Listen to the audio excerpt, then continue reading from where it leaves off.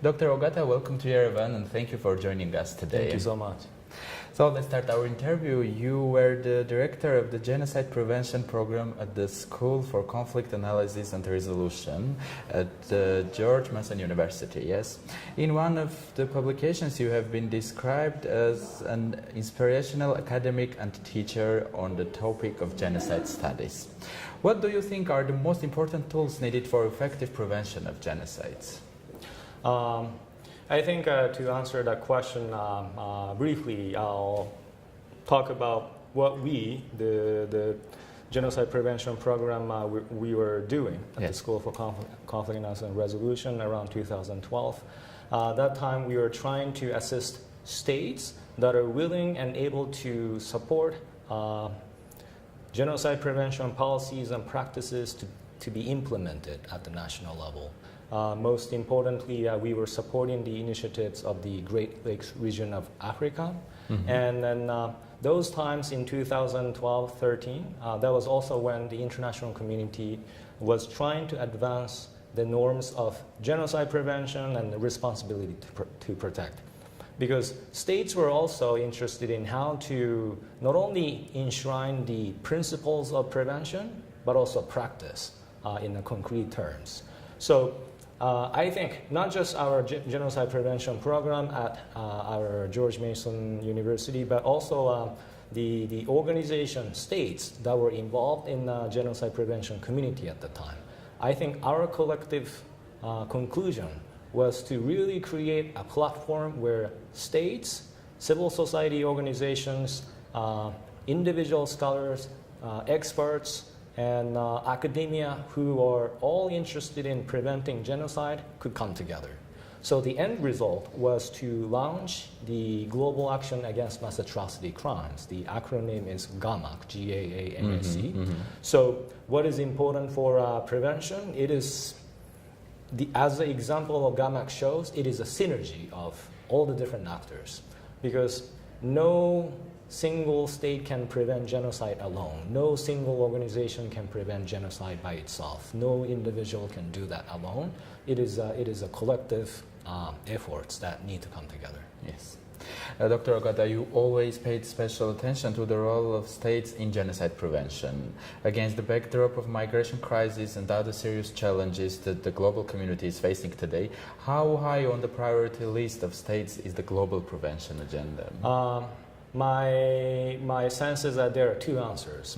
Realistically speaking, the global prevention agenda is low on the political side, on the practical side.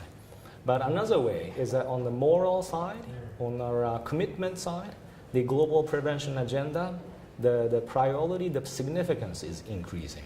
So I think today there's an increasing gap between the demands of the reality and then what the reality is. We are not catching up with the demands of the reality because the global migration crisis, what it shows is that we are failing the prevention agenda, prevention practices.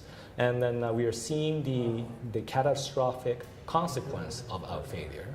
So it is urgently increasing the need of prevention agenda. We are reminding ourselves through the failure. So I think there needs to be something that we need to catch up. We need to fill this gap. Sure.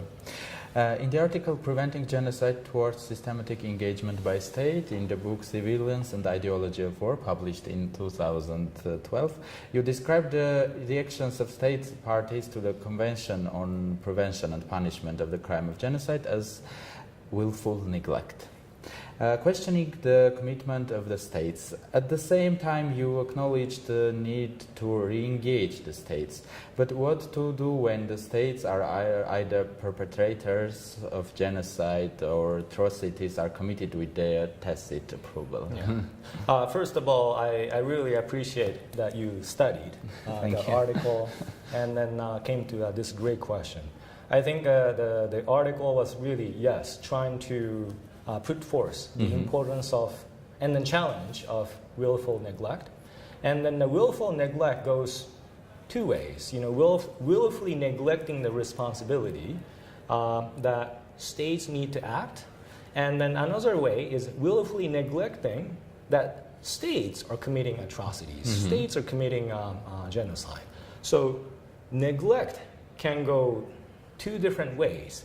And then we were speaking, the co-author, myself, and then my former professor and now colleague, Andrea Bartoli, we are talking about, first and foremost, states are primary responsible holders of carrying out genocide prevention activities, protection of civilian responsibility to protect, because at the end of the day, states are often the perpetrators, often the case the perpetrators of the genocide and the defender of the victims of genocide. So we were trying to really address this dual aspects of willful neglect, and we cannot condone this practice of the states, either way. Yes. The history shows that wars and conflicts provide an ultimate opportunity and conditions conducive to perpetration of genocide and crimes against humanity. As a researcher in conflict analysis and resolution, what should be done to ensure that all conflicting sides respect the norm of humanitarian law? Again, this is a great question. I think this is an enduring question of the international community today, because international humanitarian law is a culmination of international community's commitment to regulate unlawful conduct of war, unlawful conduct of basically killing innocent civilians. And then these bodies of international humanitarian law were advanced by big states like the United States, first and foremost. But now it is the United States that are falling behind respecting and protecting the international humanitarian law when it came to Syrian chemical weapons attack in the recent years. No action was taken. The red line by Obama administration was drawn, but no action was taken. So it unfortunately created a precedent that no action was taken, even in the case of violating international humanitarian law. So in this case, in this age of the 21st century, where big states that are supposed to commit to protecting the international humanitarian law are the first and foremost the ones willfully neglecting this responsibility. I think I don't claim to have a clear answer.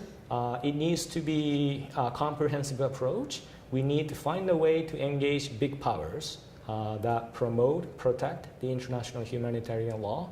And then also we need to also increase awareness of the people, of the organizations, that norm building, norm protections needs to be earned, needs to be built from the bottom up as well. Dr. Ogata, let's speak about now denialism. During your presentation today, you said that denialism is a narrative and one should engage with denialists. How there is a line of thinking that engaging with denialists would mean questioning the fact of genocide? What do you think? Yes, I think this is a discomfort, the uncomfortable contradictions that discussion, debates of denialism inherently entails, because denialism is something nobody appreciates. What is there to be denied when the facts, the truths are clear?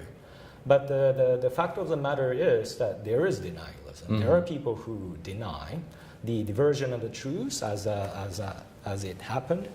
So my point was that whatever we think about denialism, first we need to recognize, we need to accept that denialism exists, and if so, we need to be, as one of the conference participants said, be able to exercise unsettling empathy.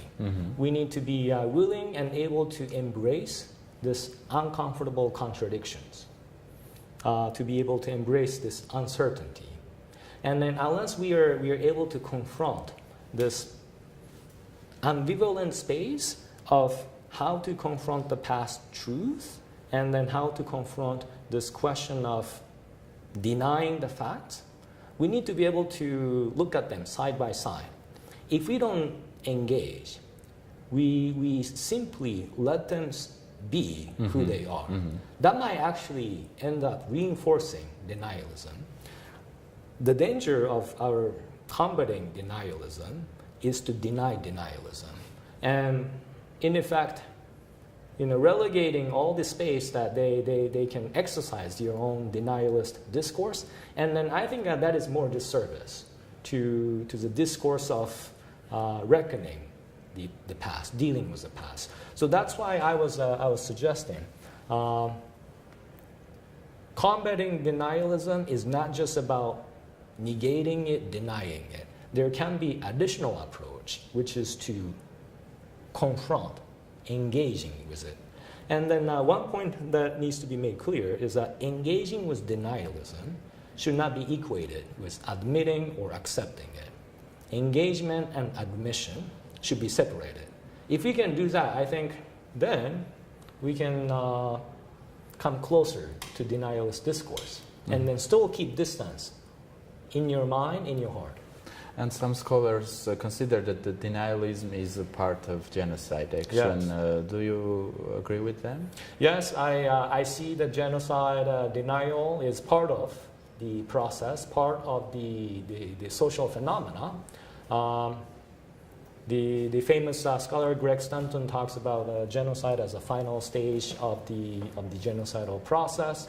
I think we can talk about the process, when, sequence, in terms of how it happens. But yes, I do think that genocide denial is inherently part of this social phenomena. And then what the civil society can do is, I think, very straightforward. Keep the awareness, keep the knowledge of genocide open, transparent, and sustained.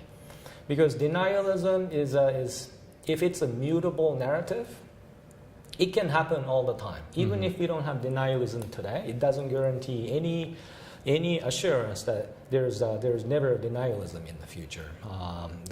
Japan might be an interesting case where a new kind of denialism is happening. So in other words, civil society has an ongoing consistent responsibility to make sure that the knowledge of genocide is always upheld, always recognized, always protected. Thank you very much for this interview. Hope to see you in Yerevan again. Okay, thank you so much.